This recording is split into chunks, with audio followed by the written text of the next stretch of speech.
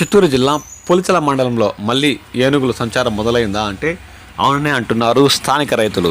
బుధవారం వేకోజాము వరకు మండలంలో ప్రవేశించిన ఒంటరి ఏనుగు స్థానికంగా పండిస్తున్న పంటలపై తన దాడుల పరంపర కొనసాగించిందని స్థానిక రైతులు ఆవేదన వ్యక్తం చేస్తున్నారు.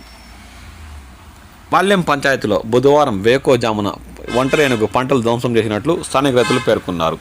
పంచాయతీ సరిహద్దుల్లో ఉన్న అడవి నుంచి పొలాల్లోకి చేరుకున్న ఒంటరి ఏనుగు మామిడి చెట్ల కొమ్మలను విరిచేసిందని వారు ఆవేదన వ్యక్తం చేశారు.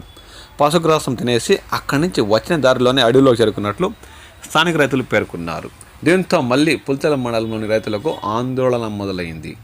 మామిడి చెట్లకు వేలాది రూపాయలు ఖర్చు పెట్టి మందులు కొట్టి ఇక పంట కాపాడుకోవచ్చులే అన్న తరుణంలో మళ్ళీ ఒంటరి ఏనుగు ప్రవేశించి చెట్టుల్లో విరగ కాస్తున్న పూతను మళ్ళీ నేలకు రాల్చి కష్టనష్టాలు పాలు చేస్తుందని వారు ఆవేదన వ్యక్తం చేస్తున్నారు. సంబంధిత శాఖ అధికారులు స్పందించి ఈ ఒంటరి ఏనుగును దూర ప్రాంతాలకు తినవాలని వారు కోరుతున్నారు. లేదంటే రాబోయే రోజుల్లో పులిచెల మండలంలో వ్యవసాయం చేయాలంటే భయం వేస్తుందని వారు ఆవేదన వ్యక్తం చేస్తున్నారు. అంతేకాక రైతులకు రాష్ట్ర ప్రభుత్వం నుండి ఆర్థిక పరిహారం కూడా అందేలా చూడాలని ఈ సందర్భంగా పులిచెల మండలంలోని రైతులు కోరుతున్నారు.